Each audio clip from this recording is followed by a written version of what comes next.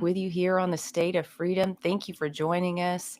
It's going to take a lot of coffee to fuel us through here. We got a lot to talk about. I hope you have your coffee. If not, get to the coffee pot, fill it up, and keep us rolling. Though keep us rolling. We're ready to roll today. We have some news to report on carbon capture. All those bills that we were expecting to go through committee did get heard in committee. So I know, Chris, you've got some reports for us on that, along with a lot of other stuff. And then we'll take a quick look at some of what's going on next week. But we're just dipping our toe into what's going on next week. So let me read the scripture of the day before we get too far into this. And it's Galatians chapter 2, verses 4 through 6. And in this passage, just to set it up, Paul's recounting to the Galatians his story of what happened after, his road to Damascus moment. He went away for 14 years, and then he came and finally met the apostles. And so this is what he's talking about. That's the context for this. And it says, oh, let me find it here. Okay, so he's talking about meeting with the apostles. He says, I met with them privately and confidentially because false quote unquote brothers had been secretly smuggled into the church meetings. They were sent to spy on the wonderful liberty and freedom that we have in Jesus, the Anointed One.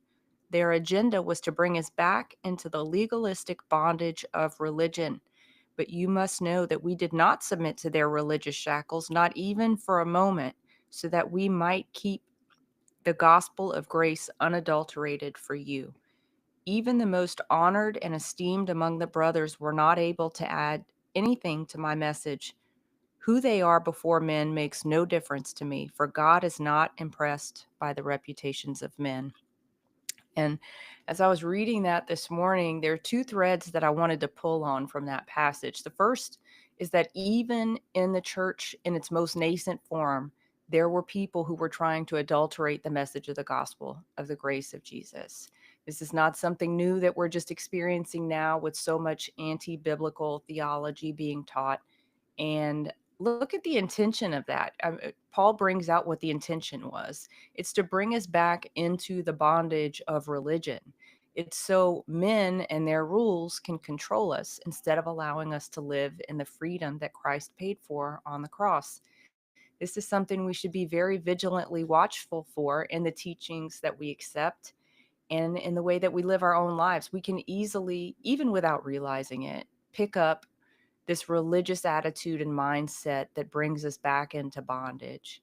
So ask the Lord to help you examine who you're allowing to teach you and the mindsets that you have around what's required of you by your faith. The second thread I want to pull on here is that last line, which I know a lot of people can imagine. I really like that last line.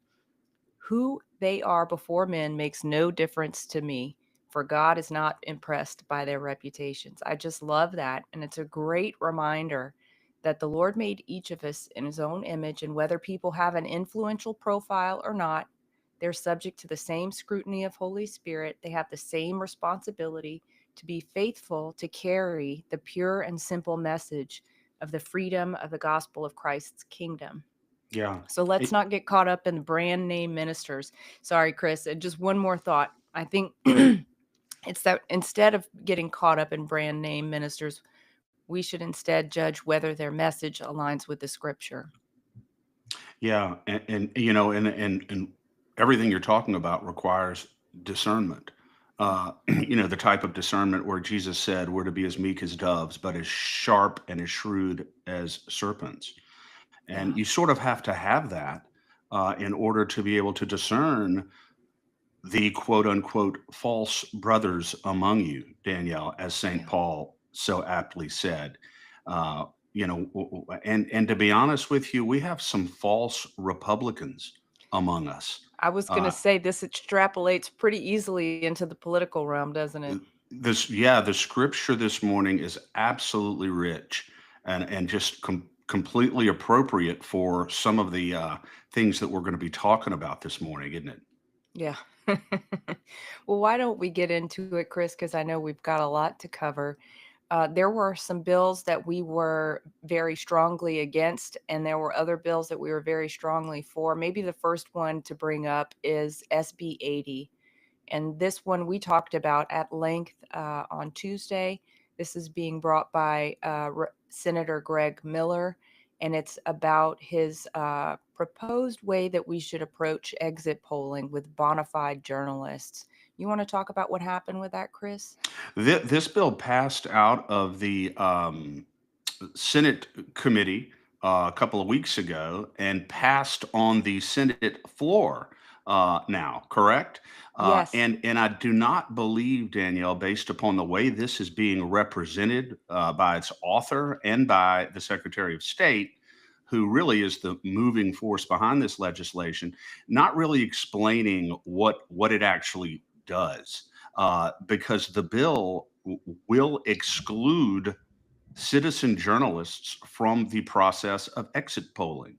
And Yeah. you have to be a quote bona fide news organization, whatever that is, in order to be able to conduct a non disruptive, lawful exit poll.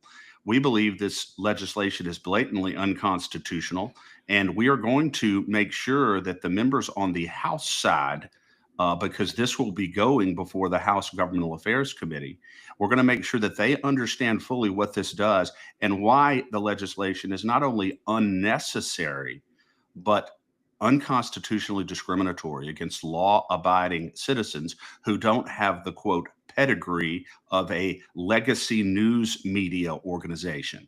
And Yeah. that's really what this comes down to, Danielle. And I don't know really what Secretary Landry's objective is behind this bill. You may, I speculate that it's because she does not want transparency in our election process. She does not want citizens inquiring or inquiring of other citizens in the case of an exit poll about how they feel about our elections. And Yeah. there's absolutely nothing wrong or illegal about a citizen doing this in the form of an exit poll. So the bill is not good. And we're going to make sure that the House understands what the bill actually does and why it's not necessary. Yeah. And thank you for your testimony on that this week, Chris. You know my perspective. I think that Nancy Landry wants to shut down the voice of the people on this. And like I've said before, the Secretary of State's office now has a track record of censorship. And if they want to be able to peel back from that, if they want to be able to have the people trust them, they need to stop putting forward crap legislation like this. Absolutely. And this bill has really it has been a really troubling and concerning to Bert Callay in particular, because he is very sharp when it comes to elections and the Yeah, Constitution, and he's very concerned about this bill, as we are. And as we are. so we got to make sure that the House understands really what the implications of it are. Yeah, and there is a call to action up on the LACAG website. So we would love to encourage you to please go and do the action there. Make sure that the House Governmental Affairs Committee, along with Speaker DeVilliers and Governor Landry, all understand that you are strongly opposed to this. I will give a shout out, Chris, to the 5 Republicans who stood for the Constitution on this one, and they are Rick Edmonds, Mike Facey, Valerie Hodges, Blake Miguez, and Alan Seabaugh. All of them voted against this horrible piece of trash legislation. And I expect and hope that I really hope that HGNA can just shut this down. Yeah, and hats off to those senators for Yeah. sure. And so if you value the Constitution, you value transparency in government, and you value the First Amendment, please take 2 minutes and go to lacag.org Action Center and do the call to action Yeah. on SB 80. It's extremely important. And we encourage you to customize your own email. You don't have to, but we encourage you to customize your own email. Yep. Oh, let's see. I think we got, let's see. Let's see, somebody in the chat here, John. Unfortunately, the House Governmental Affairs Committee seems to be all for anything Nancy Landry comes up with. Yeah, and I don't appreciate these power grabs by Nancy Landry. Yeah, I don't John is appreciate them at right, all. Danielle. John is Yeah, 100% right. yeah, I cannot remember the last time when any of our representatives or senators, really with the exception of the vote that you just indicated and the senators who voted against this horrible bill, really question her or challenge her. And it really goes back to the fundamental point of legislative oversight.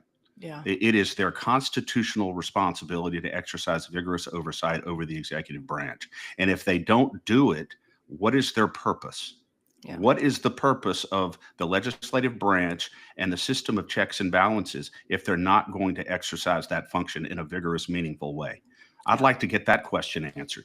Yeah, this is not a popularity club. You know, the legislature does not need to be a popularity club. Baton Rouge politics don't need to be a popularity club. It needs to be enforcing the will of the people. And right now, I will say the will of the people is very much opposed to what Nancy is putting forward. So, Very much so. Very yeah. much so. And it feels like, I mean, I'm in the legislature all the time on behalf of LeCag Danielle, and sometimes it feels like a popularity club when you're there.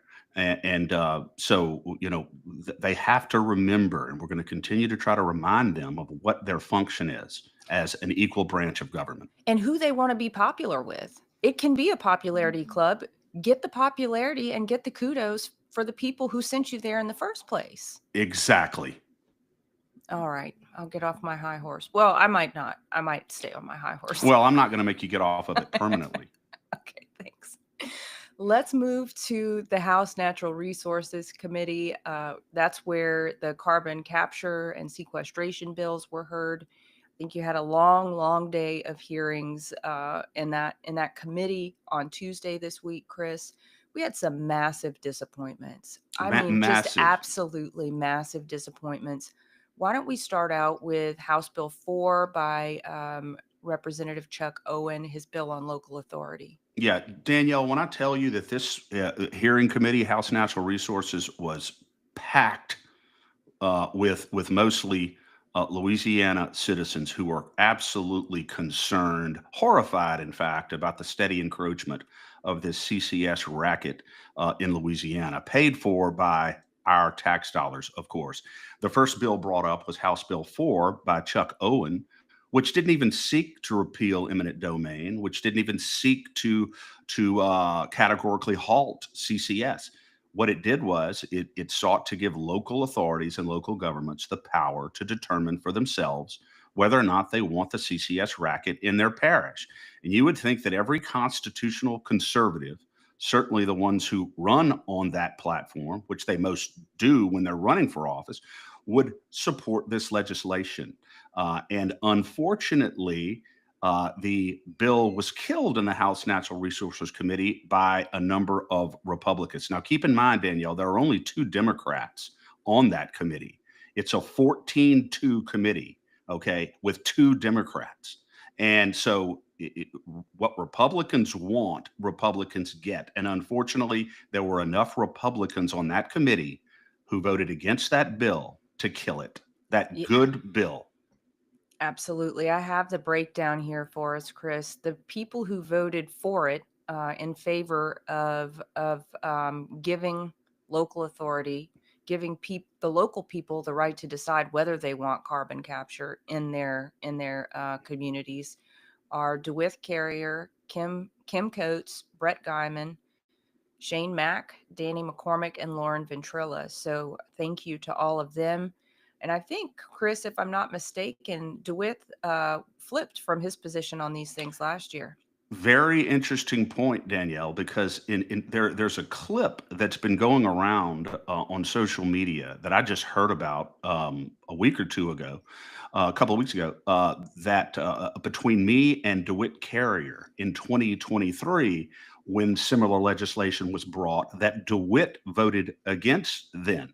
And I had a very vigorous exchange with him in that where he basically told me that he wasn't concerned about the expropriation of private property for a private purpose, for an economic purpose, and so that's been going all over the place. And I think DeWitt heard from his people, and I think that clip went a long way in informing his voters about what he did. And I think he got a lot of heat and a lot of pushback. So DeWitt Carrier did flip, and he came in and he voted the right way, not only on HB4, Danielle, but on every instrument of CCS legislation that day. So whatever DeWitt's reason is, clearly grassroots advocacy is working, at least with respect to DeWitt Carrier. So thank you, DeWitt, and the other Republicans that Danielle mentioned who voted in favor of this very important piece of legislation. And of course, Danielle, we have to name, consistent with our faithful duty to the citizens of Louisiana, we have to name the Republicans who betrayed the citizens of Louisiana on that bill.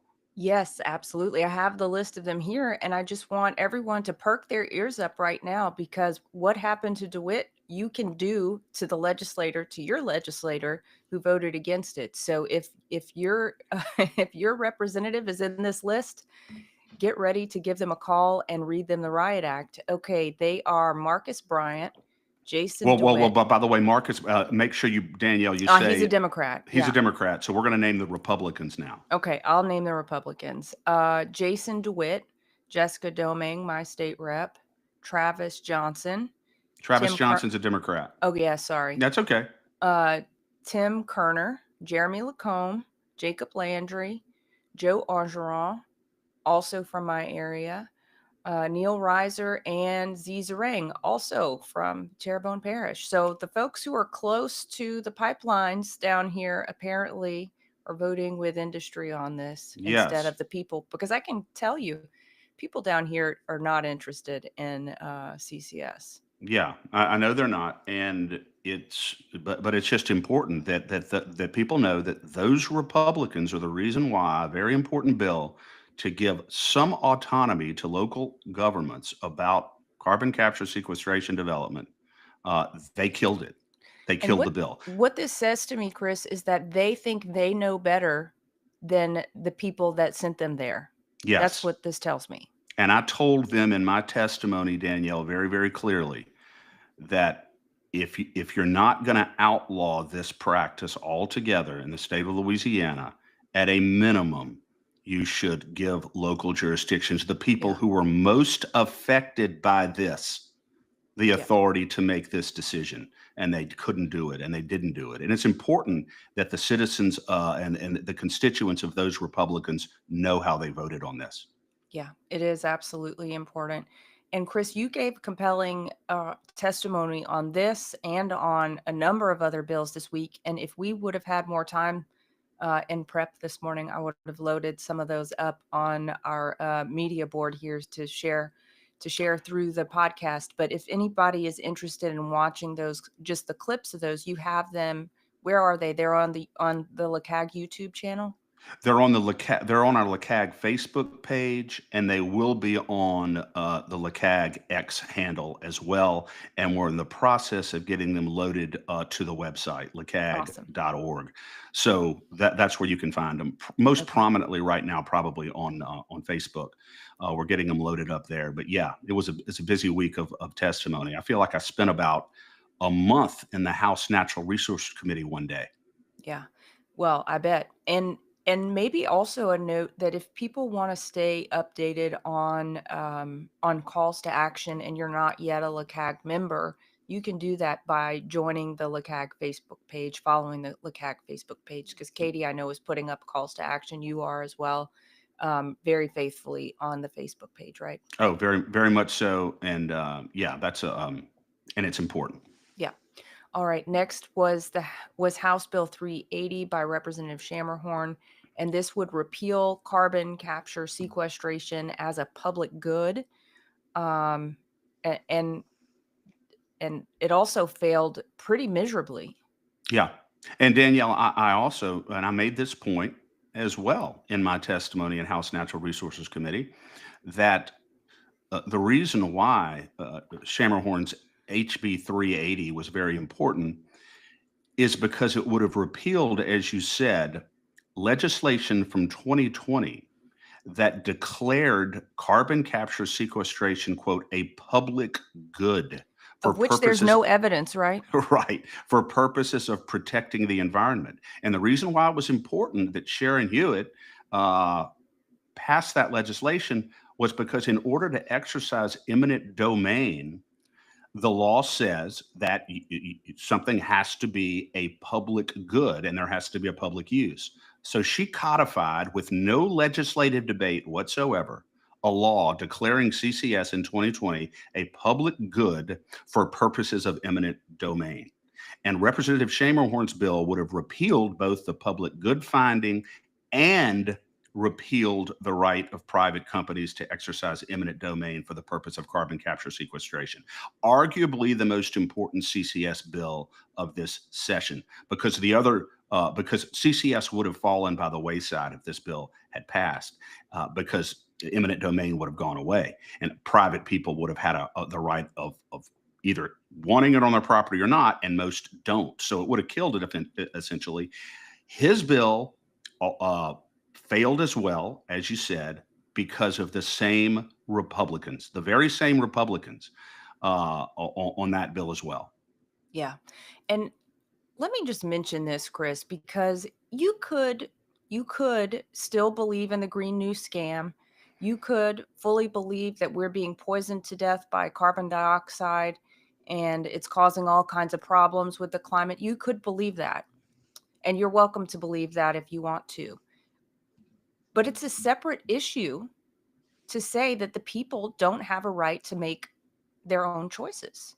It's a separate issue to say that you want private companies who cannot self-sustain on this as a matter of free market, that they should be able to do whatever they want through the public dole and taking private property.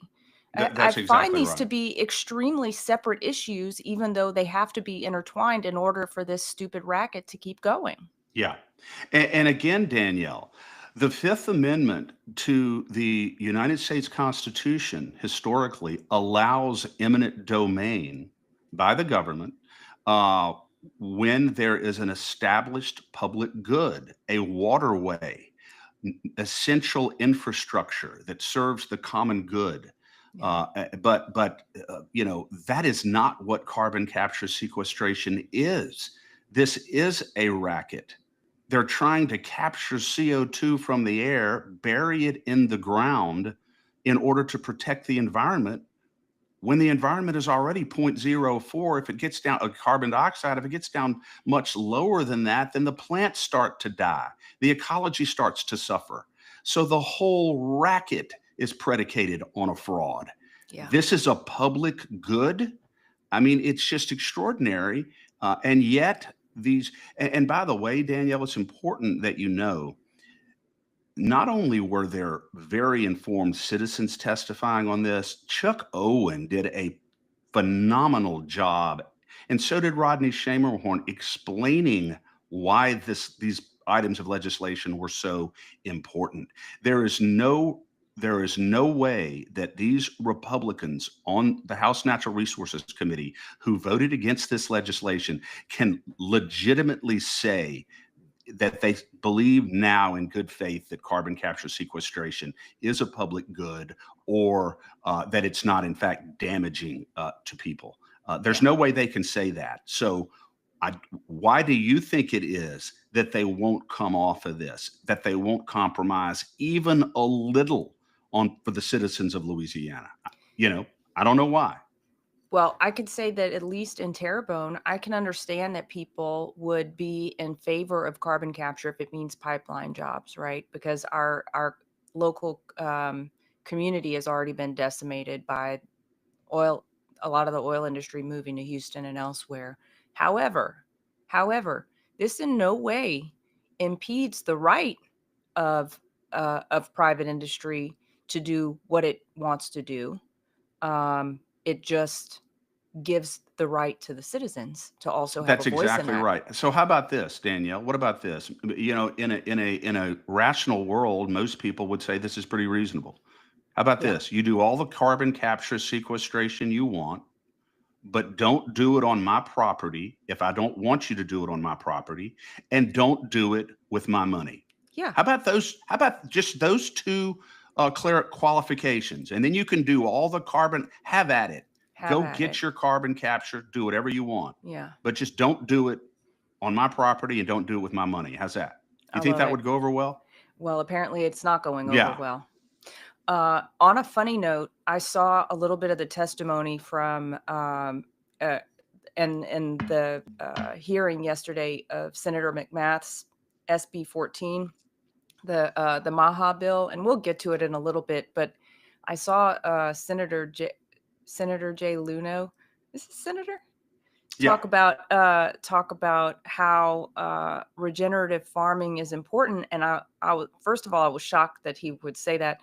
um, I mean, pleasantly shocked, right? And then but he did talk about the fact that tilling the soil, he read a book that told him that tilling the soil is the number one cause of release of carbon dioxide into the atmosphere, and um, we need to be guarding ourselves against that. So that tells you how ridiculous and how brainwashed our many people Yeah. are. Many No people. more.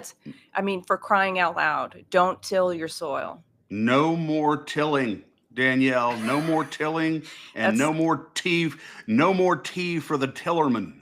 I'm just going to say, that's one they can get their bingo card out on for me. Exactly. All right. All right. Okay. Let's see. Okay. The other one, Chris, that we wanted to mention was one we were both very excited to see get heard. Of course, it didn't go the way we wanted, and that was House Bill 522 by Representative Danny McCormick. Yeah, and this one would have just imposed a 1-year moratorium on carbon capture sequestration development until it could be further studied and determined, the advantages and disadvantages, the pros and the cons, the ups and the downs of carbon capture sequestration. And the reason why it was such a good bill, Danielle, is that when the legislation passed in 2020 declaring it a public good for purposes of eminent domain and that it's good for the environment, there was no debate. I couldn't believe it. I went back and looked at the transcripts, and literally there was zero debate on this in the legislature. And this is another point I made in the committee. How do you have uh, such sweeping legislation that imposes such radical changes on the citizens of Louisiana without any meaningful debate in the chambers that are supposed to be representing us? It Yeah. makes absolutely no sense. It's almost like, I mean, literally, no debate whatsoever. So you would think Representative McCormick's legislation say, wait a minute, we didn't really know what we were doing. And a number of legislators have said we really didn't know what we were voting on at the time. So why not a moratorium for a year so that we can study this and figure out where we're going and what we're doing? The same Republicans voted the same way on this. And I'll tell you why the moratorium was so opposed. It's because there's a great and reasonable fear that federal dollars for this are going to dry up in the ensuing year. Oh yeah, and a couple of the Republicans who voted against the bill said, "Well, they got some projects going now, so this would really just cripple the projects." Well, that's the whole idea, Yeah. is to is to halt the projects that really cannot be undone. Once these pipelines are finished, and once the CO2 is buried underground, there really is no going back, Danielle. Well, So you would and think a who's to year say more. Yeah. exactly who's to say what's more dangerous, Chris? Doing something that we don't know the impact of, or carbon dioxide that's literally has been in the atmosphere for at least as long as you and I have been alive. Exactly. It's just extraordinary. And by the way, Danielle, I don't know if you have it on your list or not. And if we're going to talk about it, we can, or let's just do it now, because Representative Schamerhorn also had a bill that simply would have created a victim's lien for people who are injured through a carbon capture pipeline rupture or a CCS disaster of some sort. Just a lien to make sure that they're compensated if that happens. These Republicans couldn't bring themselves to vote for that either. What a disgrace. What an absolute disgrace. It's a slap in the face to the citizens who sent them there. Yeah, and again, we're talking about uh, Orgeron. We're talking about Tim Kerner. We're talking about Jessica Domain. You Zizarang. know, Zizarang, DeWitt, and To be it, clear, it's probably Jason DeWitt, not not DeWitt Carrier. Carrier. Not No, DeWitt Jason Carrier. DeWitt. DeWitt Yeah. Carrier, as we talked about a little while Yeah. ago, He has flipped on this, and Yeah. he actually said in committee, I can't imagine any of us voting against this legislation. He said, Wow. I can't imagine it. And he was really talking about all of the bills. I Yeah. can't imagine anybody voting against this legislation, yet they did. So The others, um, Chris, that you're looking for, Jacob Landry and Neil Reiser. Jacob Landry and Neil Reiser, yeah, they also voted against it. So if even some of those Republicans had done the right thing, Yeah. these bills would have passed. That's But anyway, I crazy. wanted to mention about the victims lien because Yeah. just to show you, to make the point that they weren't willing to compromise even to a degree on the issue. It's like they Unbelievable. didn't even want to admit that there's a possibility that there could be any weakness in this whatsoever. Yeah. Yeah. Uh, I I just, I'm gonna stop talking about this one for now. But it's just too frustrating. It's too absolutely frustrating. So if you Chris, there's some calls to action. Maybe we'll be getting some calls to action up on forthcoming legislation Oh yeah. because this isn't the end of the story, right? No, it's I not. mean, It's not at the end of least the story. that It's that's not the right. encouraging part. We have the opportunity to put extraordinary pressure on these people. And let me just say their names one more time to make the point crystal clear. They are Jason DeWitt, Jessica Domingue, Jeremy Lacombe, Jacob Landry, Joe Angeron, Neil Reiser, and Z Zarang.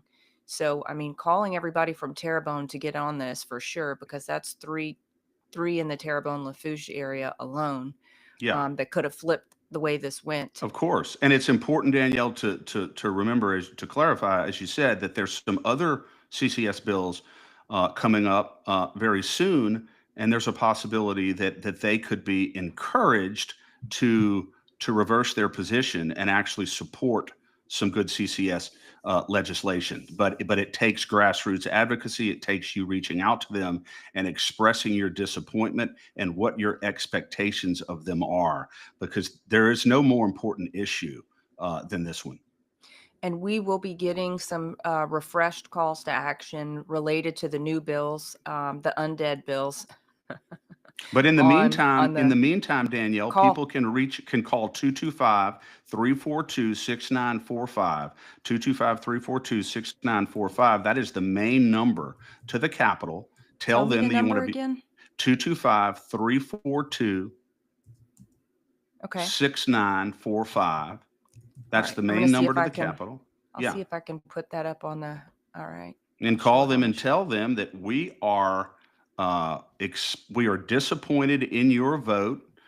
We'll tell the lady who answers the phone to patch you through to your representative, or to give a message to your representative about how disappointed you are in their votes on the CCS bill, and you expect them to reverse their position and begin to vote in a way that reflects who they represent, Yeah. instead of big special interest groups and big business. Yeah, absolutely. And I think the House and Senate have dismissed for the rest of the week, so they may be in their home offices if you want to give them a shout there. Yeah, but Okay, it's really, really important. That's how it this is. works. It is. All right. Moving on, Chris, to another topic. How the House Health and Welfare Committee met, and Representative Shinavir brought House Bill 400. This was her parental consent for minor medical procedures, and she pulled it. She pulled the bill. She said she pulled it now because there were a lot of questions around it. She said she'd bring it back. Hopefully that means this year. And I think you have a little more info on that than I do. Yeah, yeah, she what they call voluntarily deferred it, Danielle, because some of the committee members had questions about situations where a minor may be putting themselves in danger if they disclose to their parents or to their guardians where that they're getting counseling or some kind of medical treatment, because their parents may be abusive or their guardian may be abusive, and a hard and fast rule that they have to get parental consent in a situation like that could actually cause them more harm than good. So there are obviously some reasonable exceptions to be made to the rule of parental consent for a minor to get medical procedures. But what I don't quite understand is why that required the bill to be deferred in its entirety when it seems like some appropriate amendments could have been put on the legislation to cover that issue. I'm not sure exactly why it was deferred fully, but it was. But Representative Chenevert has said that they're working on tweaking the language, and hopefully she will bring it back this session, as you Yeah. said. It's a really important piece of legislation. The idea that right now in Louisiana, minors under virtually every circumstance can go in and request and receive all manner of medical treatment without their parents' knowledge or consent. It's unbelievable. I wouldn't have believed it if I had not actually read that statute. So this has to change. It's got to change. Yeah, I agree. All right. Now, House Governmental Affairs met and they talked about a range of issues, but one that was particularly interesting to us, concerning to us, was House Bill 577 brought by Representative Darrell Desautels. And this is related to the procurement process for election systems. That's exactly right. And a little background on this. In 2024, Darrell Desautels authored and passed a bill that gives Nancy Landry the authority instead of going through the normal process when it comes to issuing contracts, the normal competitive procurement process, where all potential vendors and all potential companies have a right to bid competitively on the contract. He put language in that instead of that allows the Secretary of State to engage in what's called an invitation to negotiate. And under how that is defined, that means that she can issue an invitation to negotiate to one or more potential vendors. So she could be issuing a contract or an invitation to negotiate to one vendor or 20. It could be an open and competitive process, or it might not be, all in her discretion. So HB 577 really guts, in this respect, the traditional procurement process and vests a lot of authority in the Secretary of State when it comes to who is awarded this election contract.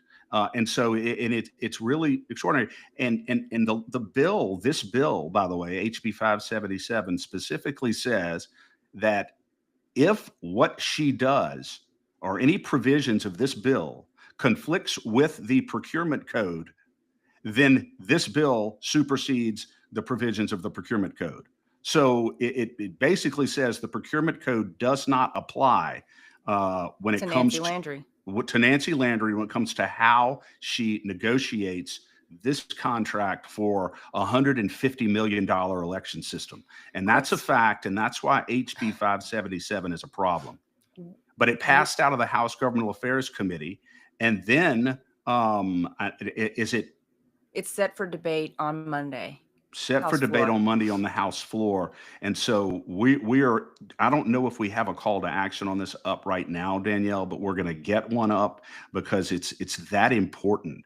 And I think that this is all designed to both expedite Landry's RFP or her getting these new election systems and spending our money, and also give her a lot more power in the process. So it's important, really important. We are not happy with this.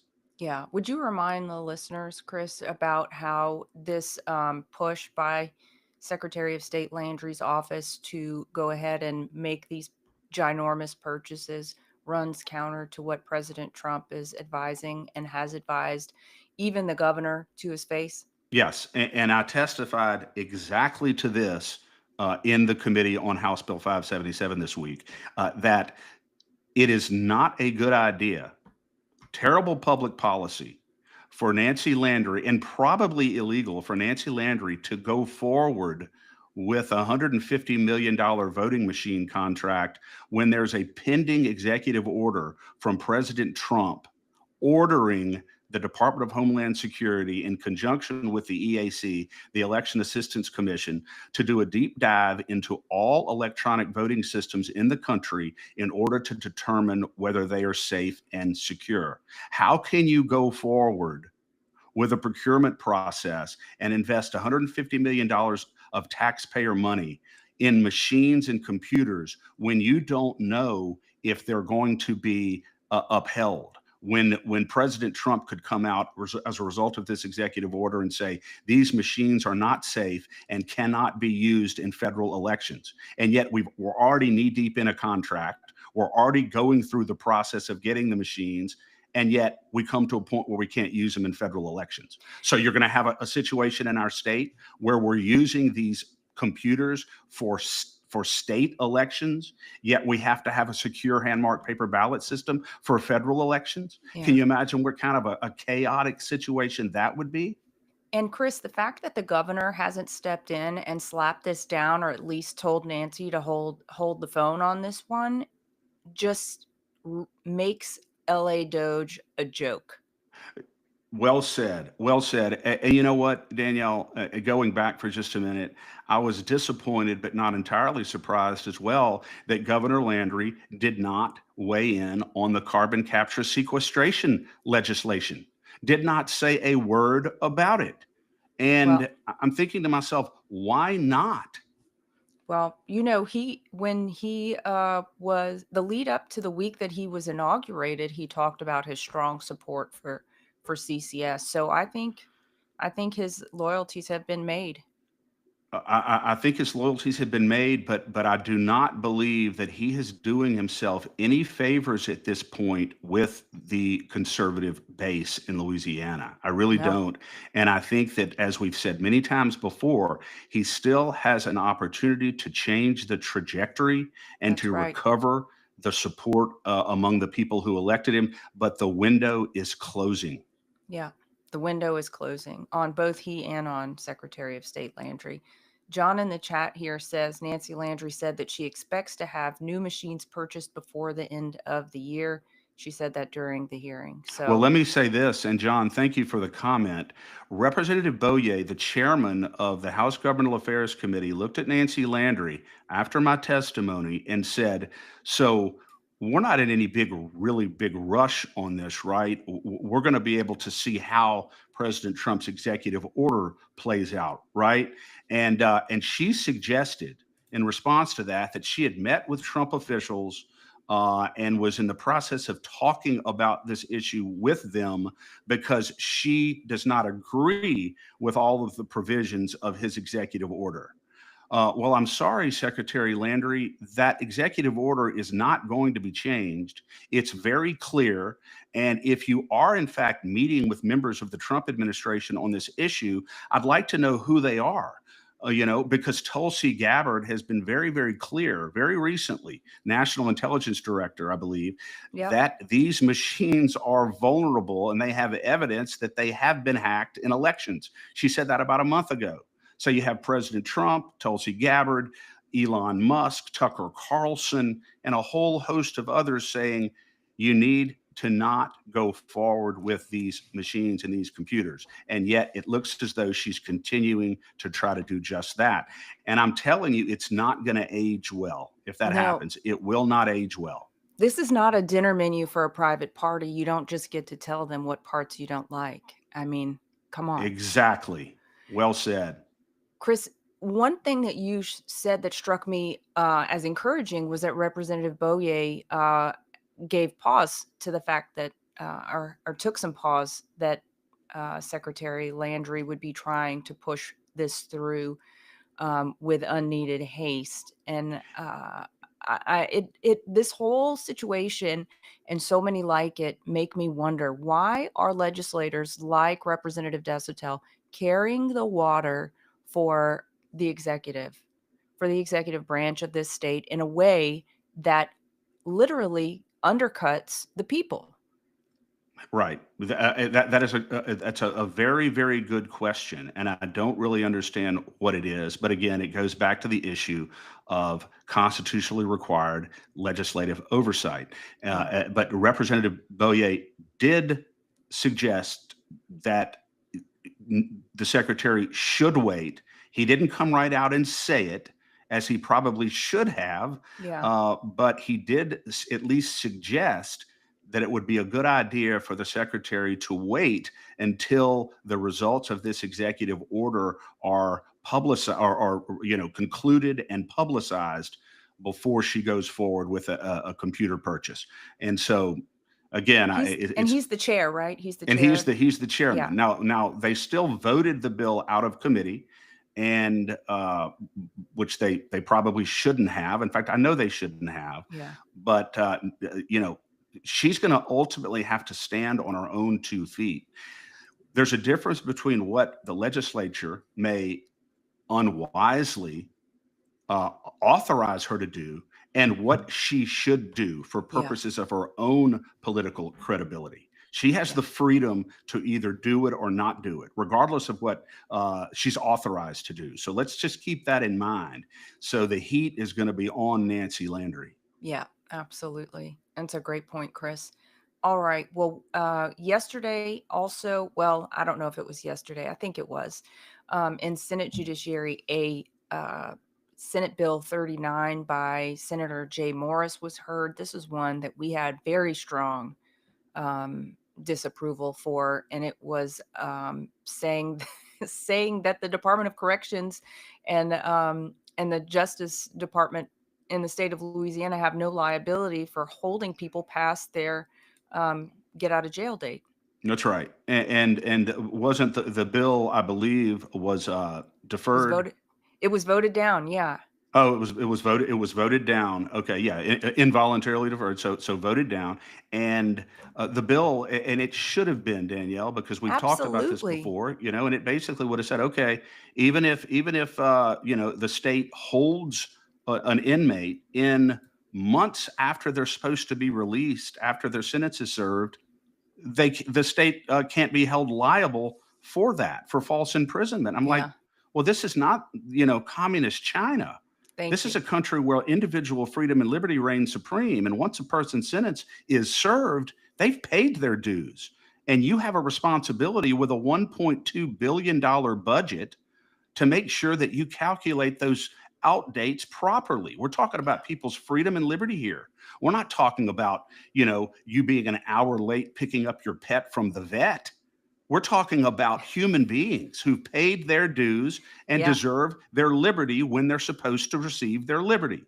And so, Senator Morris has done some good things in the legislature, but this is not one of his better efforts for sure. Yeah.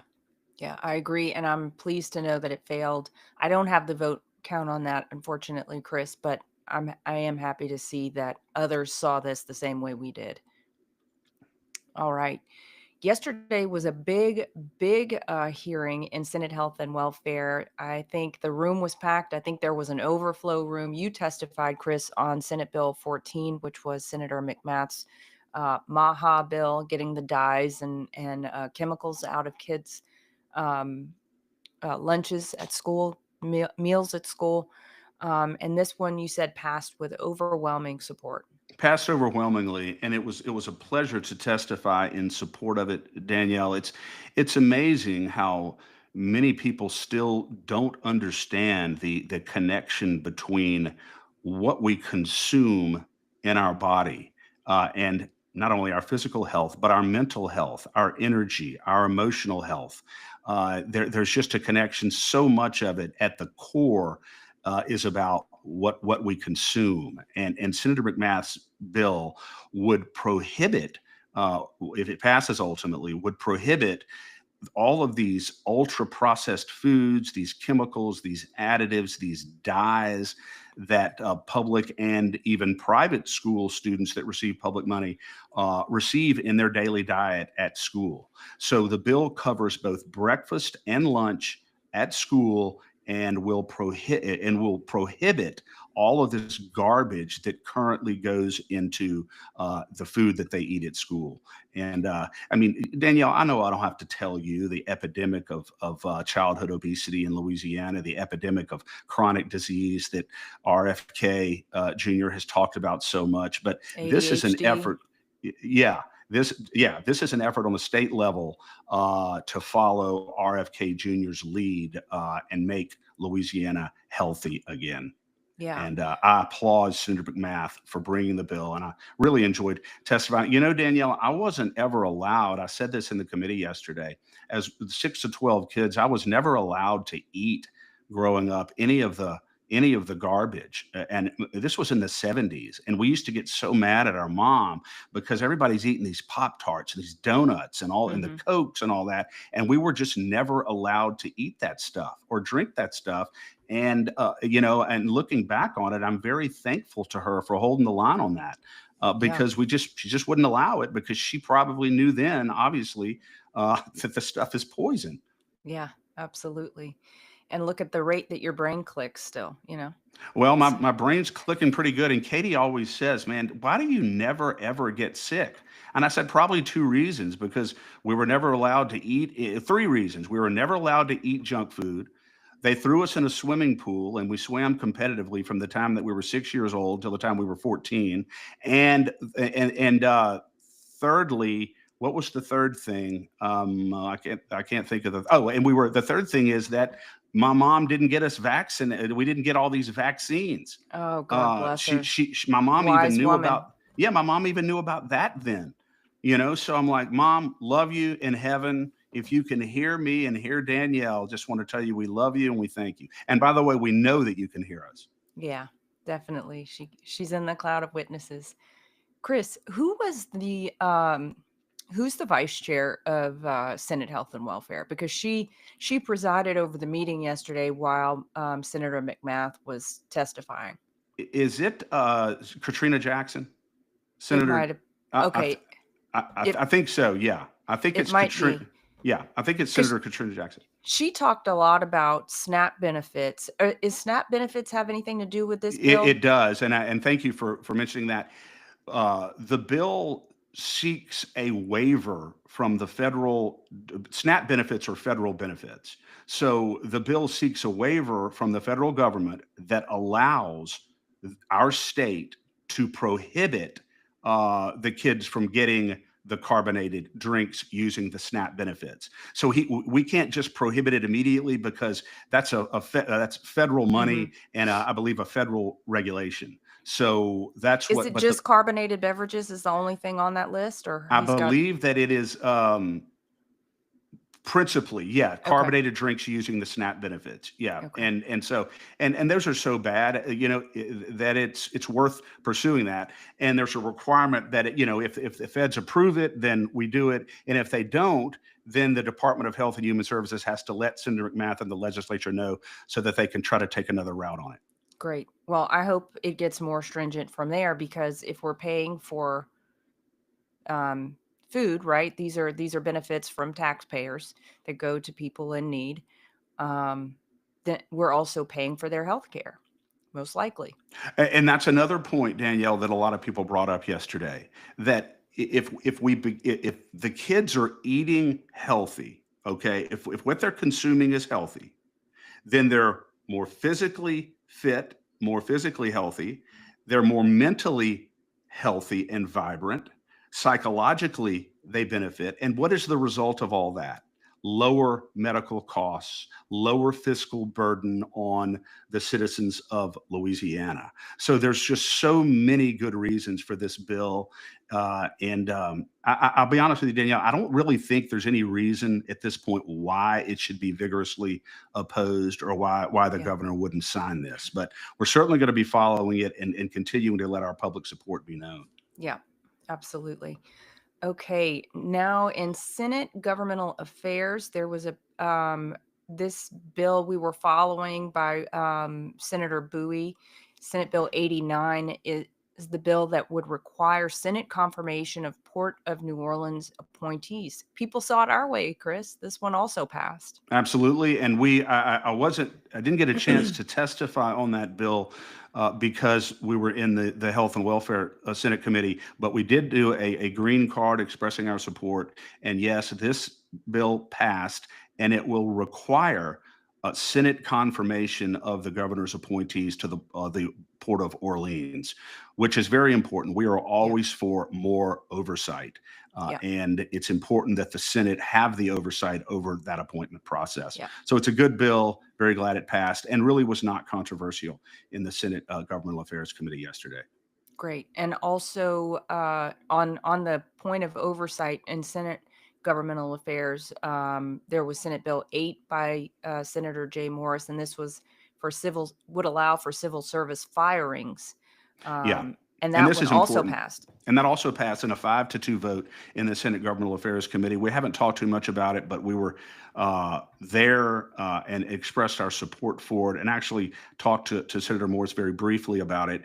And the bill right now in Louisiana, Danielle, just to give our listeners a rundown on it, if you're a classified civil servant in Louisiana, classified civil service employee, it is almost impossible to be fired. And many employees of numerous agencies in Louisiana are classified civil service employees. So what SB 8 will do is authorize the state to move from classified status to unclassified status a number of state employees, categories of state employees, so that there's more flexibility in being able to manage those employees and, if necessary, terminate them. And all of the opposition testimony in committee yesterday was against the state having the opportunity to do that when it's necessary. In other words, they want these civil service employees to continue to earn their living on our dime and our dollar, but they want to minimize any scrutiny and any accountability on the part of those employees. And that's why the bill is important. And I'm Yeah. glad that Senator Morris, speaking of good things that Senator Morris does, he partially has redeemed himself after SB 39 with SB 8 because it's a good bill. Yeah, it is a good bill. And you would think that, I mean, we're seeing this on the federal level as well, right? With Doge and the firings, civil servants are not too happy, and it seems that the civil servants who are actually good and doing their job don't really have anything to worry about. Well, isn't that the truth? Yeah, what a great point. And you Well, I shouldn't have mean, to worry about anything if you're doing your job. and just I mean, from corporate life, um, everybody does always have to worry. Everyone's replaceable in terms of corporate jobs, but on the whole, you know, I think generally people want the good people to stick around. They appreciate people who work hard and are um, expert in their field.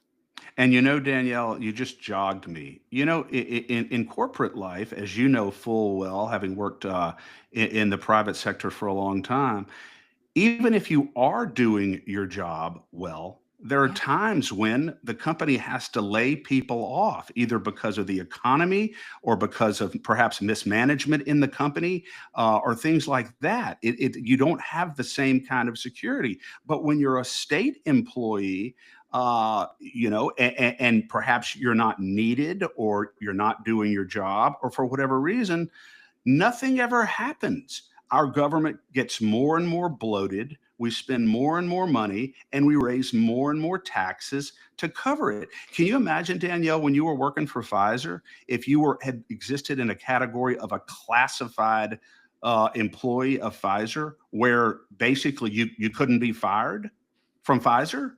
I yeah, mean, it's like, I mean, who wouldn't want that gig? yeah, exactly, exactly.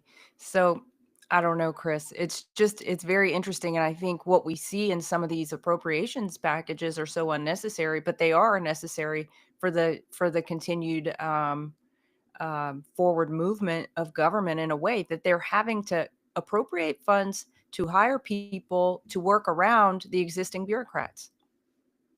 Well said. Well said. Yeah.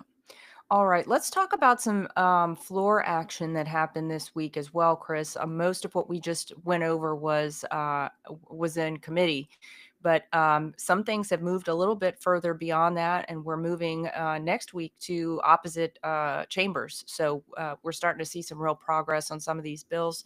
First up is Senate Bill 2. This was by my Senator Mike Facey, and this is his prohibition on fluoride in water.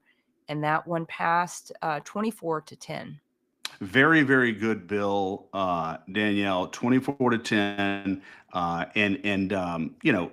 people who know. I'm not a scientist. I'm not a health hygienist or health expert, but from what I understand, fluoride in our water is very damaging to us physiologically, physically. It's just not good, and this would ban it. There is a slight amendment on the bill, and it says that the fluoride is coming out, but if 15% of the residents in a local jurisdiction sign a petition, then that would trigger a statewide vote in the parish to determine if they want the fluoride back in the water. And so I don't really see that happening. And so it was an amendment that Senator Facey thought was manageable and one that he could do safely, and he did. And I would have done the same thing.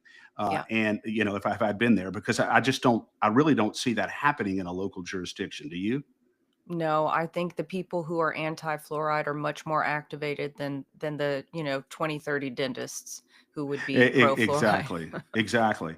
And of course there were some people who were opposed to the bill, who were saying that, you know, and look, I have a tender place in my heart, for the whatever the percentage is, and I know it's a significant percentage of Louisiana residents, who don't kids who don't have, I guess, regular dental treatment, regular dental appointment, and some of the people who are opposing this bill said that they rely on this fluoride for their oral hygiene, and I was thinking to myself, I mean, that's really sad. It breaks your heart on some level if that's true. But first of all, I don't know if that's true, Right. and, I and, don't know and of any evidence to say that's yeah, true. if that's true or not. And secondly, it's not enough to offset all the harm, Yeah. and that's my position. Yeah, absolutely. I agree with you, Chris. Another one by Senator Facey, Senate Bill 19, provides for over-the-counter dispensing of ivermectin. That one also passed 28-8. 28-8. And as we talked about before, Danielle, I believe Secretary Ralph Abraham, who's the Surgeon General of Louisiana, testified very, very compellingly in favor of this legislation. And I believe the bill requires, it says that ivermectin can be dispensed by a pharmacist over the counter pursuant to a standing order from the Louisiana Department of Health. So I think that that's to be interpreted as requiring the Louisiana Department of Health to issue a standing order that ivermectin can be available and should be available to people over the counter. But again, Secretary Abraham did a wonderful job testifying right next to Facey on this bill, and now it's moving forward and hopefully gets through the whole process. Well, Chris, if there's a standing order requirement, that means that could be peeled back by future Well, again, administrations. that's a great point, and that's the concern that we had. But I think if the bill is interpreted to require, in other words, it says that ivermectin shall be available through a pharmacist pursuant to a standing order from the Louisiana Department of Health. So I interpret that as requiring the standing order from the Louisiana Department of Health. And if that's the case, we don't have an issue.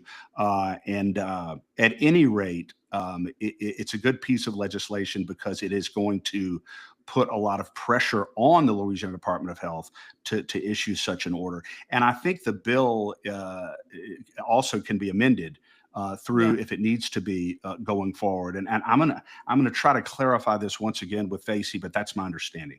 Okay, great.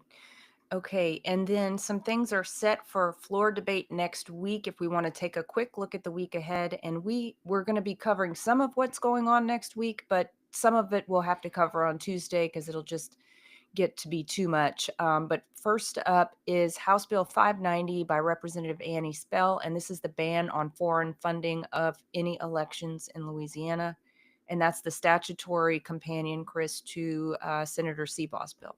That's exactly right. Very, very good piece of legislation, and really is a sort of rounds out then Representative Miguez's successful constitutional amendment that prohibited NGOs and foreign people, entities from donating to election officials for purposes of conducting an election. That's now been banned to avoid the Zuckerbucks type hysteria and chaos that occurred in 2020. But Representative Spell's bill really kind of completes that by saying, from this point forward, no foreign entity will be able to donate to any campaign in Louisiana either. So it's a good bill, and really, it's between those two things, our elections should be shielded fully from nefarious foreign influence, and that's what we're looking for. So Chris, Representative Spell's bill is good. is there any way to have the definition of foreign expanded to include any out of state funds? I don't know why people from out of state should be able to weigh in on our elections with their money. You know what? That's a good point, but people would argue that under the Constitution, people have the liberty to donate to whoever or whatever they want when they want. And there's also a freedom of speech issue there that is covered under the Constitution. So I don't know ultimately if that would withstand scrutiny, but it certainly would be a good idea from a policy perspective, wouldn't it? Yeah, yeah, because this is when big industry comes and dumps money behind people who are not in alignment with the will of the people, and that's why we see some of the nonsense we're seeing. Yeah, and the solution to a lot of this, Danielle, is the ballot box Yeah, right here in Louisiana, and that's why it's so important that our elections are secure. absolutely. Okay, next up is House Bill 603. This is also coming for floor debate on Monday, and this is by Representative Dixon McMakin, and it would amend the appointing process for certain occupational licensing boards, committees, and authorities, giving the governor, I believe, the ability to appoint without any consultation with the related associations. That's exactly right. Right now, the governor, for these powerful boards, 31 in total covered in HB 603, the governor has to choose the appointees from a list provided to him by the trade associations affiliated with these regulatory agencies. And if McMakin's bill passes and is signed, then the governor no longer has to choose. He can if he wants, but he would have the freedom basically to choose whoever he wants. And we oppose the legislation simply because the last thing we need to be doing generally in Louisiana is increasing the power of the executive in any branch. That's the whole problem with our system right now in Louisiana. And in my view, we certainly don't need to be increasing the power of this particular governor. That's right. And Chris, I can understand, and I think we've talked about this a little bit before. I don't necessarily love these associations and who they may be putting forward either.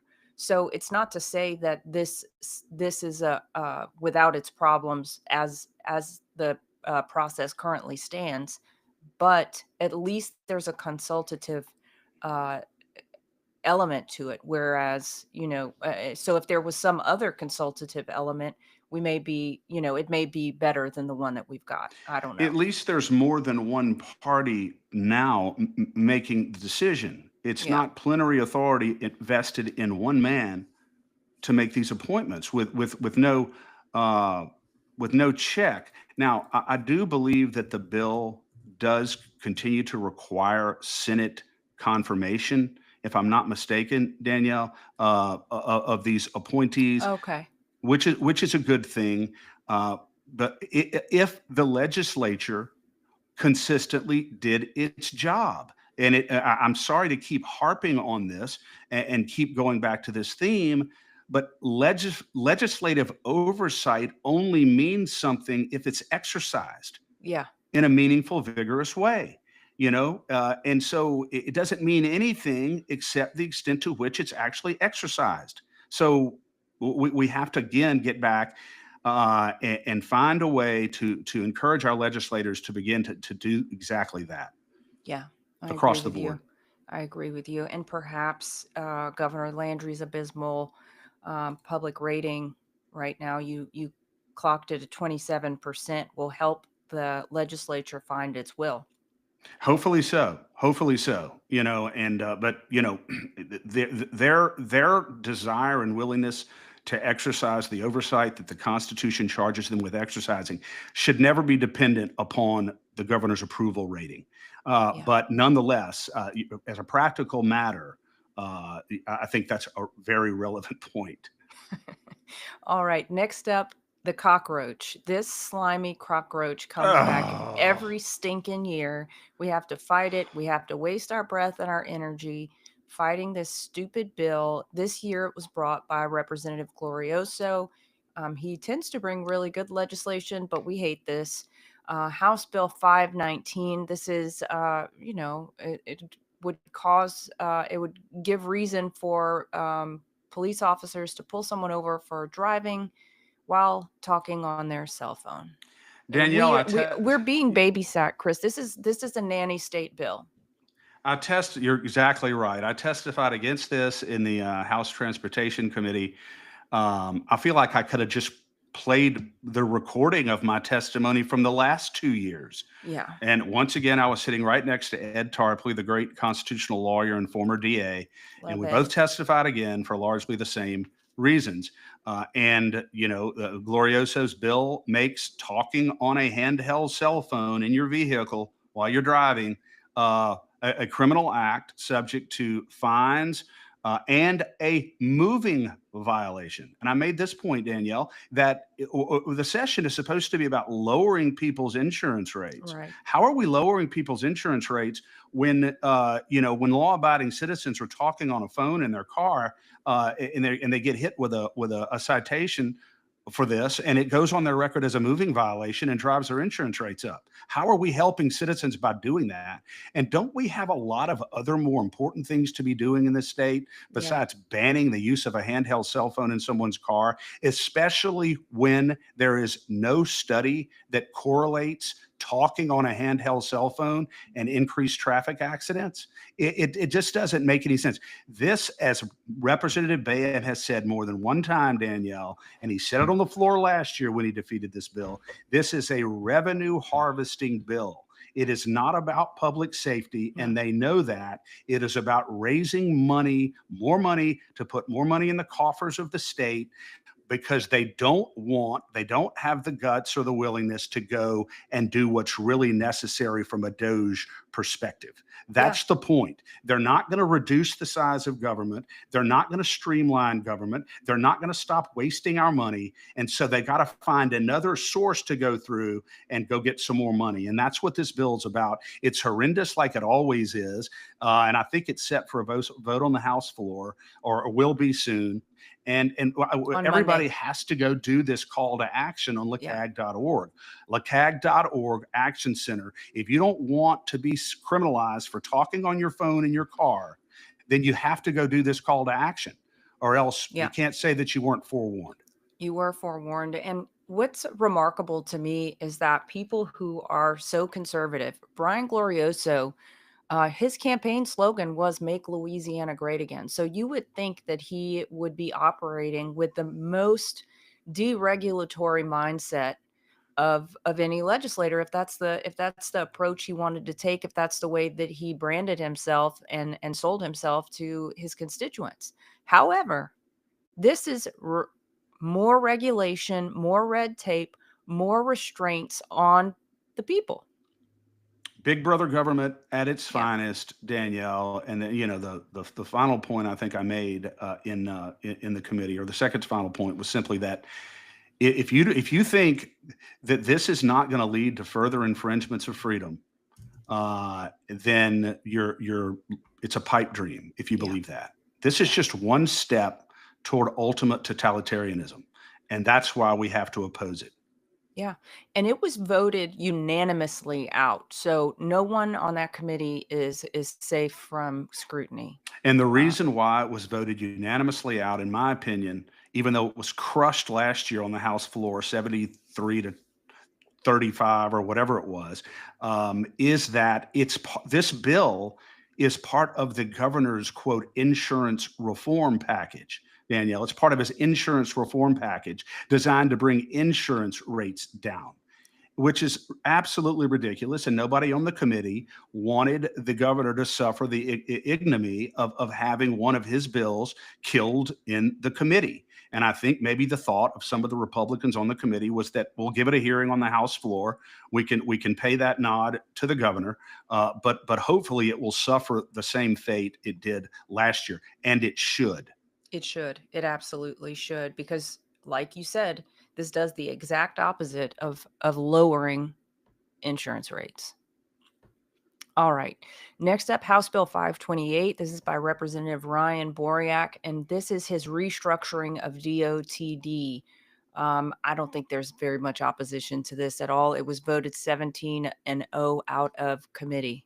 Yeah, and I think it's a good bill to try to streamline DOTD and make DOTD more accountable Yeah. and punctual and efficient. It rearranges some agencies, merges some divisions and that sort of thing. So it's a good bill, and I don't really anticipate it having much opposition, and we support it. Yeah, and after the show, I want us to take a look at those contract bills that are coming up as well, because I think there's some tweaks we can have made to those, and I want to make sure we know where they are in the process as well. Definitely. Okay, House Bill. Okay, no, coming up on Tuesday to the committees. So we're just going to run through these pretty quickly. There's quite a number of bills going to committee next week.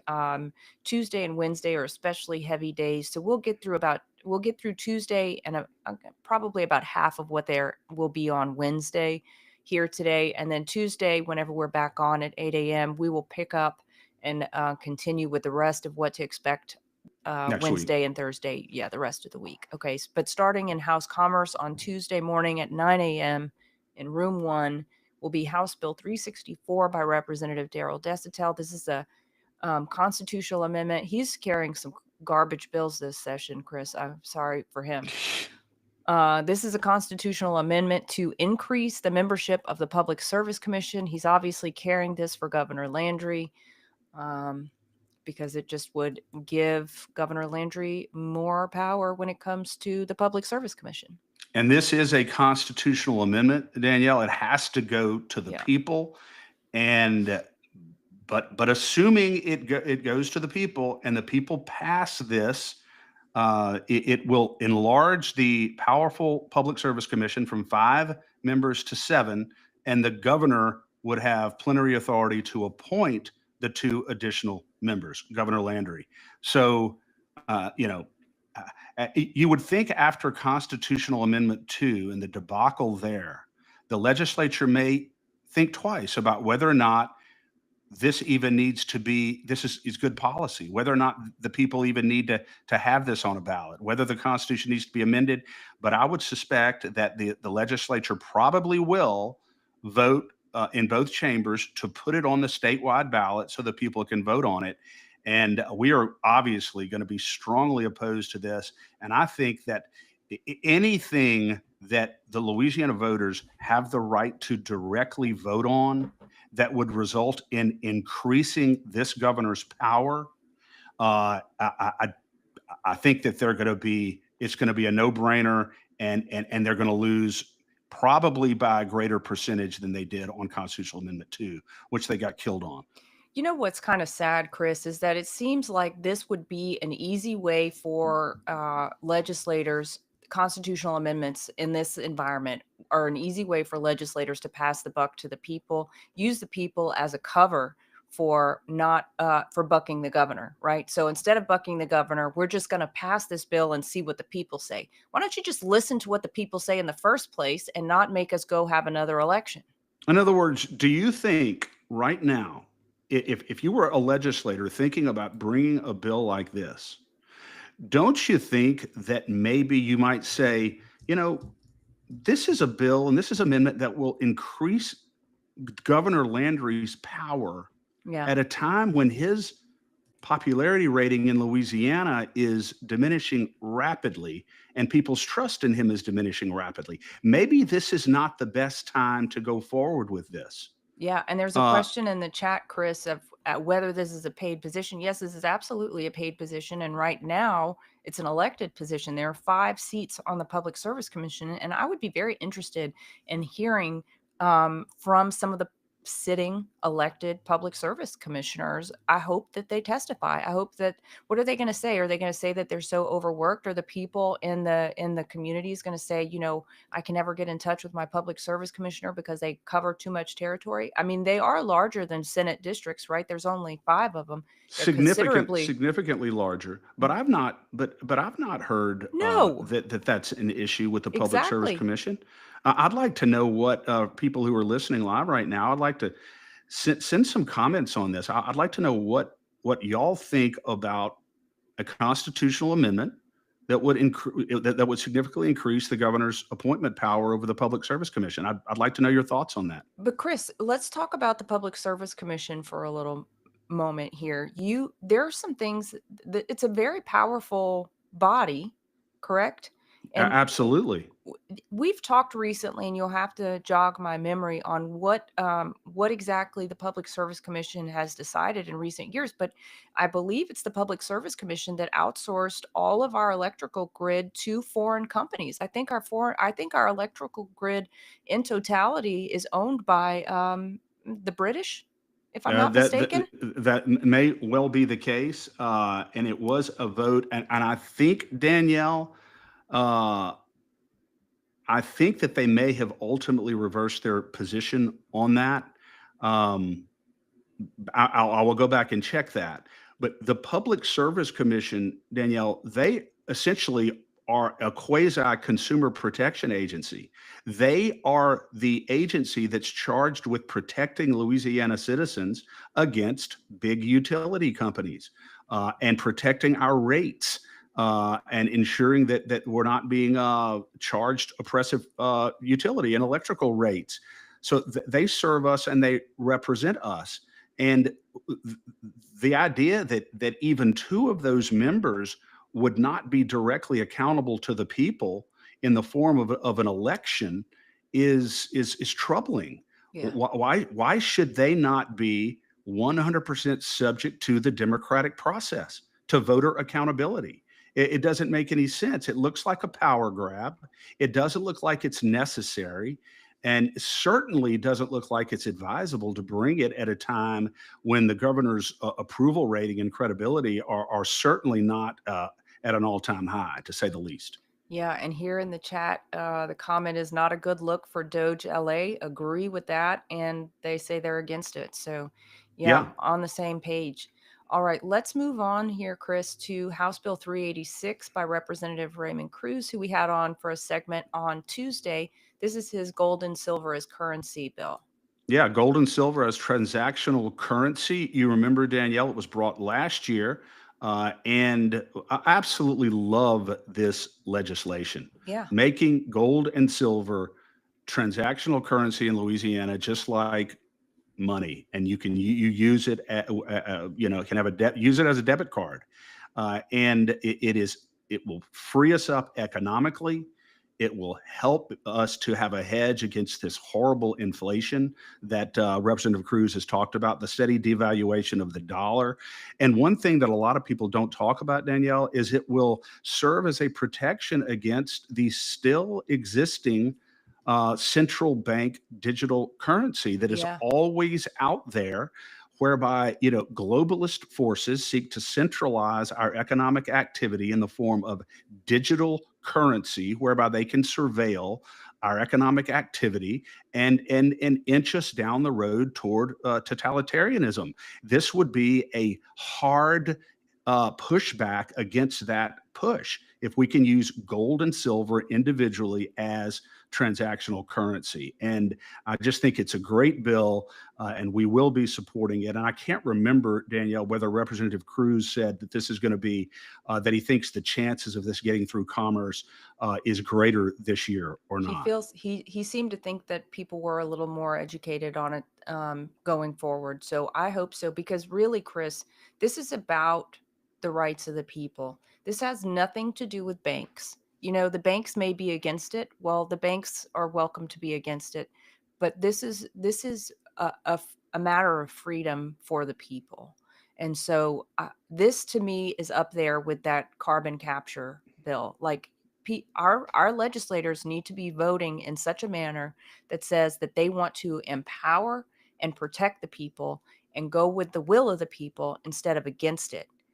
We have not voted them in to be our overlords. We have voted them in to be our representatives. So well said. So well said. And Danielle, that is what you just said is the whole reason why LeCAG exists, why Yeah, the Louisiana Citizen Advocacy Group exists, so that we can be an antidote, a counterforce against these big, powerful, deep-pocketed special interests in the legislature who influence and poison our representatives to such a degree. And that's why we're there. That's why we exist. And that's why LeCAG appreciates all of the support and memberships to our organization, because yeah, we are leveling the playing field down there. we are. Yeah. It's really exciting to see how things are developing and how the organization's maturing, the base of the membership growing, and the voice of the people getting louder. I think all of those things are restoring the rights of the people and the will of the people. But like you often say, Chris, we're going to get the government that we ask for, we demand, and we deserve. And so, unless we are loud, unless we are aggressive, unless we are very clear in our perspective, we're going to keep getting what we always have gotten. We're going to keep getting what we've always gotten. That's so well said. Like my dad used to say, Danielle, politicians, as a general rule, they will listen to you if you can do one of two things. If you can either help them or you can hurt them.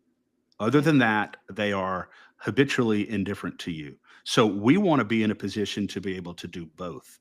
Yeah, absolutely. All right. Next up, House Natural Resources and Environment. We're going to take another bite at the apple on Wednesday when it comes to carbon capture, 9 a.m., room 4. Let's start with, well, there's a slew of bills. Do you want me to just run through them, Chris? I Sure. can tell you, and you can weigh in on them. House Bill 75 by Representative Danny McCormick. This one is related to compensation for poor space owners. Yeah, and this basically says, Danielle, that if there is a situation of eminent domain, where regarding the pipelines that it would be going on in people's property. Right now, 75%, it's called unitization, 75% of the affected landowners have to agree in order for the company to be able to expropriate the land. Even if, the 25% don't agree. So what this says is that the 25% who are forced into it will get the maximum compensation from the companies, and will not in any way be penalized for not voluntarily entering into this unit. And so it's an important piece of legislation. So they're not punished for exercising what we believe is a fundamental constitutional right that they have. Yeah. And I believe Danny brought this last year, Chris, and it was defeated. Yeah, absolutely brought it last year, and it was defeated in the same committee. Well, it's time for us to ramp up the pressure even higher.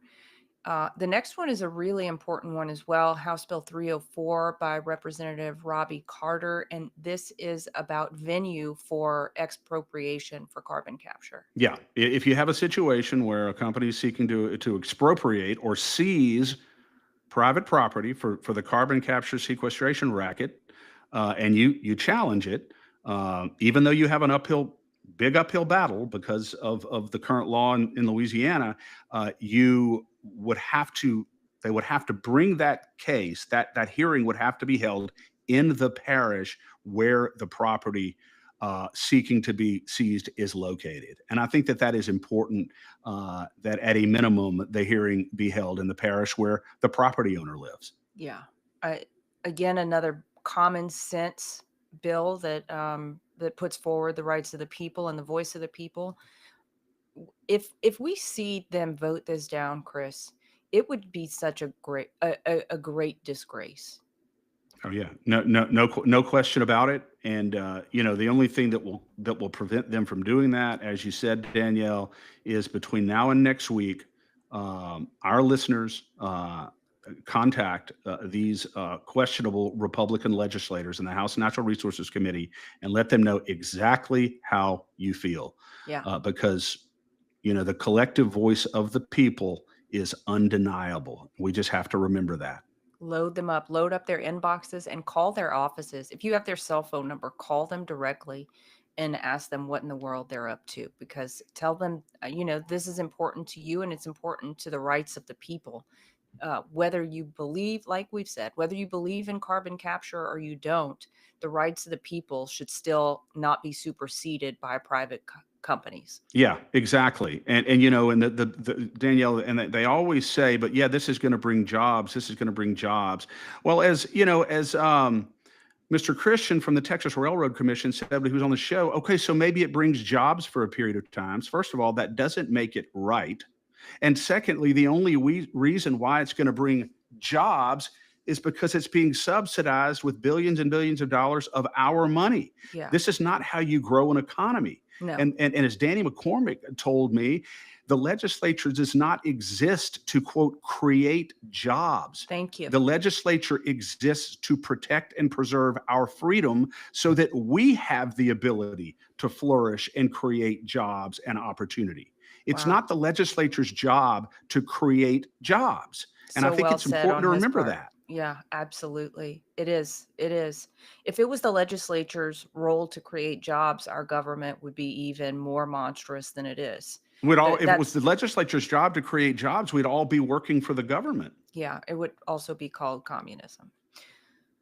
All right, House Bill 396 by Representative Danny McCormick, the man who has a clear view of what the government's role is, what the legislature's role is, and he would like to declare that carbon dioxide sequestration be illegal in the state of Louisiana. This is the death knell to carbon capture in Louisiana. Should we get this passed, it would just be the end of the debate. Danielle, wouldn't it be something else? And we talked about this earlier on the pre-show. Wouldn't it be something else if, due to healthy, relentless grassroots contacts to these Republican legislators who killed all these bills, that kind of contact between now and the time Representative McCormick's bill is heard in the Natural Resources Committee, that they actually vote in favor of his bill to ban carbon capture sequestration in Louisiana? Wouldn't that be something else? Yep, it would be something else, all right. And we're just encouraging people. This is where you can go and take action. lacag.org/action center. Or just go to lacag.org. There's a tab called Action Center. Yeah, and we're going to have a very strong call to action up, requesting that the House Natural Resources Committee vote in favor of Danny McCormick's HB 396 banning carbon capture sequestration in Louisiana. You talk about being down by 4 touchdowns and coming back late in the fourth quarter and winning the game. This would be a Tom Brady-like moment where he's down 28-3 against the Atlanta Falcons in the Super Bowl late in the middle of third quarter. And he comes back against one of the best defenses in NFL history and wins that Super Bowl. That's what this would be like. And it can be done if people will make the effort to make sure that it gets done. Yeah. Yeah. And you know what? It probably would force, I don't know if this is true or not, but I wonder if it would force those oil companies who are so invested in carbon capture to focus on what's really important, what will actually provide value to the people, which is a real product, oil and natural gas. Exactly. I mean, this just provides no service. There is no service being provided to the people other than short-term jobs that are subsidized and paid for largely with our money. Yeah. I mean, it's just extraordinary. You're exactly right. Where is the service that's being provided to the citizens of Louisiana through And I carbon capture sequestration? and I think shareholders of Exxon, Chevron, BP, whoever else is behind this, whoever is participating in this, should also raise their voices and say, look, do something that's valuable. Do something that provides value to the people. Get focused back on mission. I'm reading a book right now on marketing, and every company that fails or slips in its market dominance is because it's not laser focused on mission. Absolutely. That is so, so critically important, that you allow yourself to get distracted, Yeah. They're and just then you're not. chasing after federal dollars. That's exactly what it comes down to. There was not one principled reason that was urged in the House Natural Resources Committee in favor of carbon capture sequestration. The best we got was that it's going to create jobs, and for all the reasons that we've already discussed, that is not compelling. No, and those are not the kind of jobs we want, frankly. Exactly. I want jobs that are sustainable and not dependent on my tax dollars. Well said. All right. Two more bills on carbon capture. We can run through those pretty quickly, Chris. House Bill 585, also by Representative McCormick, requires advance notice to surface and mineral owners prior to permitting or performing carbon dioxide sequestration activities.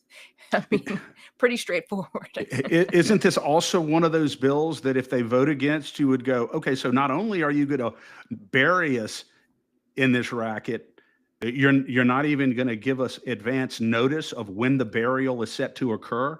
You're just going to start digging on my property? Exactly. So you would think that this would be a no-brainer, right? You would think. You would think. And then Neil Reiser's House Bill 632 would protect mineral servitude ownership in relation to carbon dioxide sequestration. And Also a no-brainer. I guess I don't really necessarily know what the bill does. I talked to Danny McCormick briefly about it, but if they're going to have the right of expropriation to seize property and all that, then I don't know how this would play in. But I'm not saying it's a bad bill, but it's certainly not something that is going to be controlling over this whole racket. Well, what's a head scratcher on this one, Chris, is that Neil voted against all those bills on Tuesday. So so he's saying the only provision that he wants is that your mineral rights should supersede carbon dioxide pipelines. So you have But you have your mineral right. I guess theoretically you have your mineral rights, but you don't have the right to tell these people that you can't seize my land for carbon yeah, capture yeah, sequestration. it's a little hypocritical, maybe a strong word, but it's a head scratcher anyway. Yeah, for sure. Not logically consistent. How's that? Not logically consistent. I like that one. Okay, House Governmental Affairs on Wednesday. First up is House Bill 160 by Kelly Dickerson, and this is related to ethics complaints. Chris, you wanted to have an amendment put on this as well. I think it's a good bill. But it basically says that people who file ethics complaints with the state ethics board, they can't conceal their identity anymore. If you're going to file a complaint against somebody, then you have to say who you are. We don't believe in anonymous complaints in Yeah. Louisiana. People have a right. People who are accused of ethics violations have a right to know who's accusing them. And that seems pretty basic and pretty common sense. There is a concern, though, about the bill, Danielle, because there may be times where there are whistleblowers or otherwise vulnerable citizens who are filing a very legitimate ethics complaint against powerful public officials. And you don't want them to be in a situation where they are retaliated against or suffer any kind of Yeah. reprisal as a result of that. And so I think there should be a provision in this bill, a whistleblower type provision that prohibits any type of retaliatory action against a complainant in that situation, and penalties and damages for violation of it. I think it's really, really important. Yeah, and I hope you're able to testify on these bills on Wednesday, Chris, because the next one up is near and dear to my heart. I know yours as well. But House Bill 405 by Matthew Willard. This would require the Secretary of State to prepare and publish certain information concerning changes in election law. So, how are you doing what we told you to do? Yeah, she said in the hearing on 577 a couple of days ago, she said that her administration and her processes are more transparent than any agency in history, or more transparent than any Secretary of State's office in history. And that was shortly after there was a witness testifying, our good friend Mari, who said that we don't know anything about the process. These things Yeah. are supposed to be occurring in the election procurement process. We don't know where to find the information. It's not being disclosed. You're not being transparent with the voters. And so that's just not true. So Willard's bill will require her, I believe, to publicize critical actions and critical steps that she takes insofar as really her responsibilities to the public. Well, one, I'd like to see her come and testify against it because that would just be great. And then two, good luck to us still if this passes, because she has not even done the bare minimum, it feels like, when it comes to ensuring that citizens are not involved in our non-citizens, illegal aliens are not involved in our elections in any way, shape, or form. Yeah, exactly. SB 436 from May of last year. Okay, Mike Facey's SB 436 codifies in Louisiana law now that you have to provide proof of citizenship in order to be able to register to vote in Louisiana. It's hugely important. It's hugely important to protect our voter system.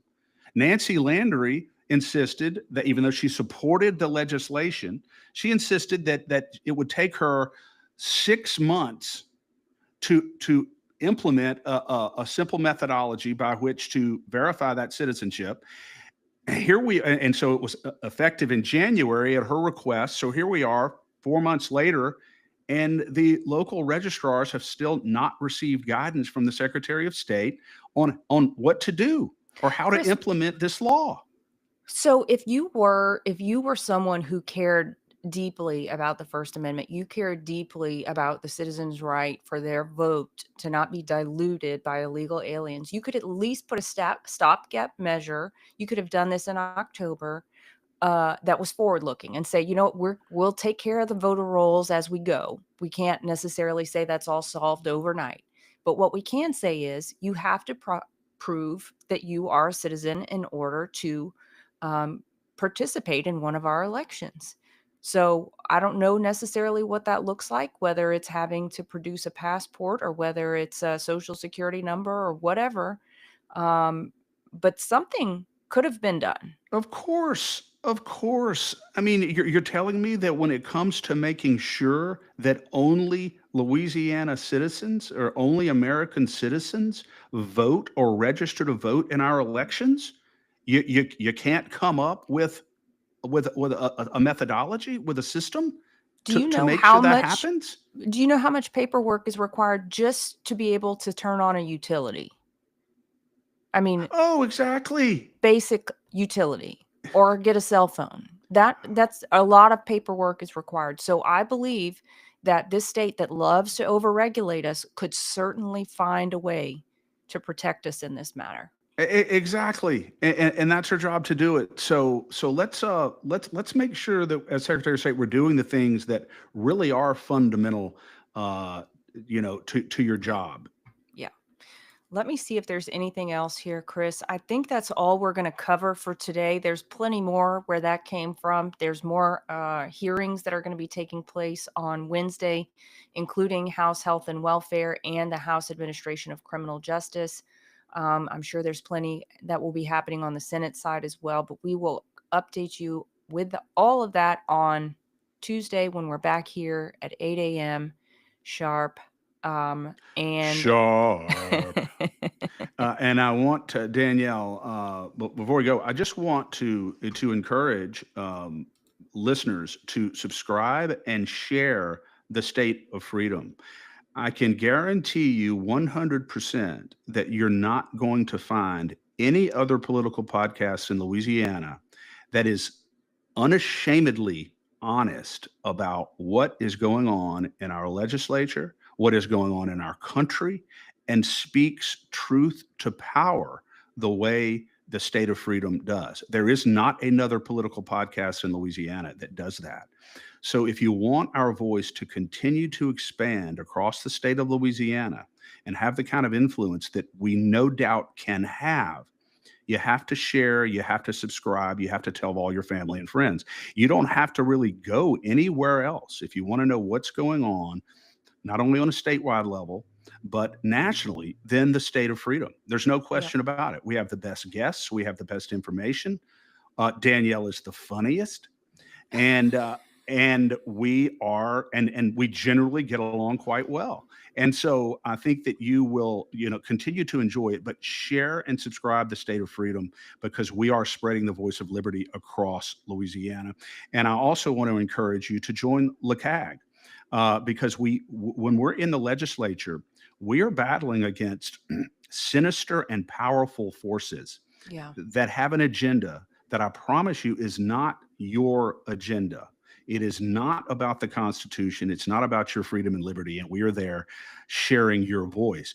And so, in order to continue to level this playing field, it takes resources and infrastructure to continue to do that. So please take the time to become a monthly member of LeCAG. I promise you, it will be the best $22 or $25 a month you've ever spent. Yeah. The price of a large pizza, in order to make sure that your voice is heard in the corridors of power in Louisiana. So Yeah. between the State of Freedom and LeCAG, we've got it all covered for you. And we're going to keep moving forward. And Danielle, it's just why does it seem like the time always flies when I know. we're And together? it's been an hour and 45 minutes. So it has flown by. We had a lot to cover. I also, Chris, want to mention LeCAG's website is lacag.org, lacag.org. The State of Freedom's website is freedomstate.us. And we are also going live now on multiple platforms. YouTube, we are the State of Freedom. Rumble, we are free. What are we? TSOF podcast, the State of Freedom podcast, TSOF podcast. We are also on Facebook Live and on X. So if any of those are your preferred platforms and you're catching us the day after on Spotify, on Apple Podcast, you can catch us live on those platforms. Absolutely. And Danielle, on a final note, just remember, as you referenced earlier, the great words of John F. Kennedy: "We are the boss, and we will get the government that we demand and we deserve. So let's collectively go forward and demand good government." That's it. Yep. And we will be looking very forward to seeing how many actions are taken on the issues that we discussed today, the cockroach bill, the carbon capture bills. Make your voice heard.